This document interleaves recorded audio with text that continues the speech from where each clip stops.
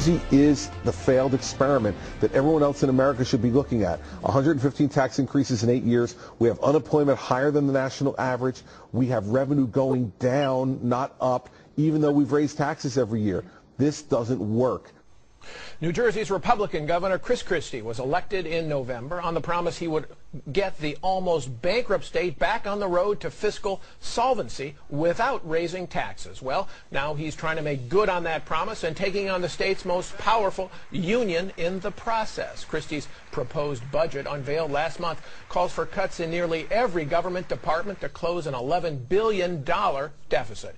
It includes an almost $820 million cut in aid to public schools, something the governor says can be avoided if teachers agree to a one-year pay freeze. So far, that's a concession the state's teachers union is refusing to make. We're back with Dan Henninger and James Freeman, and Wall Street Journal columnist Bill McGurn joins the panel as well. Bill, so I mean, in the campaign, Christie was underwhelming, I would say, but he's really come out roaring. Is this a moderate Republican mugged by reality? Yeah, well, I think this is a guy, he boxed himself into a great position. One, he has a state that is so bad that he knows that there's going to be pain and people know it. But two, he ruled out the tax increases. By ruling out the tax increases, he had to go after spending. He deliberately, I think, left himself no choice but to take on the spending. And not just spending, but the kind of dysfunctional spending that New Jersey has had that fuels local spending and fuels local property taxes. But some of the teachers' unions are saying let's go back and raise the income tax, right, which is already just about 9%. Right. So you'll have a millionaire surtax. Why not do that? Right. Well, they're running ads on that. The millionaire surtax, of course, in New Jersey math, it starts at $400,000 of income. So, but he's pointing out we've tried that.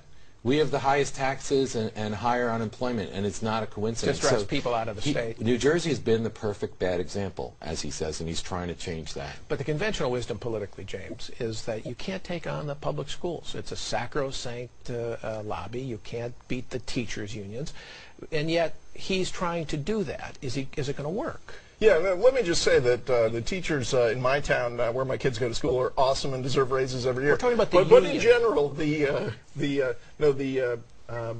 I think people are beginning to understand that the spending on education has far outpaced the needs. In terms of you look at enrollment up roughly 3% in the last decade, spending on education, hiring. Approaching 60%. So it's really out of balance. We've gone over the fiscal problems. I think you're seeing a bipartisan consensus that this is a mess that needs to be fixed. You've seen the legislature already work with him on some changes in the pension rules to bring that back into balance.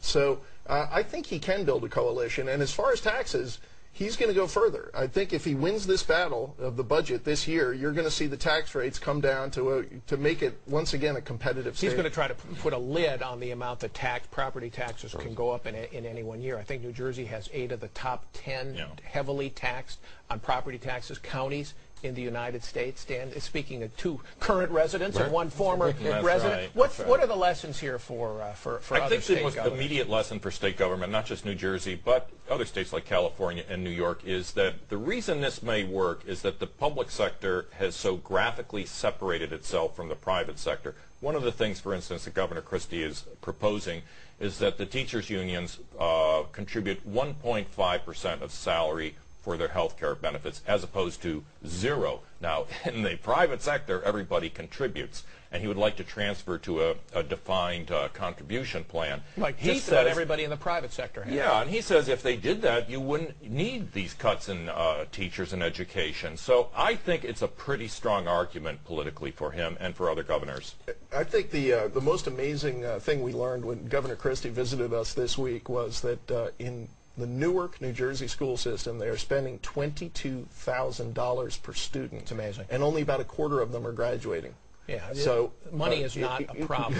It's not money. That's right. In Newark, do you think that the Democratic legislature bill is going to give ground on this? I think that it might happen this time. Further to Dan's point, the teachers' unions do not have a sympathetic view at this point. I mean, I have a lot of family members and relatives that have taken pay freezes and seen benefits cut, and these people are arguing that we should be immune from all this. It's just not an argument that flies when you have this budget gap that's more than 1/3 of your budget. It's just not going to sustain itself. Unemployment near 10%.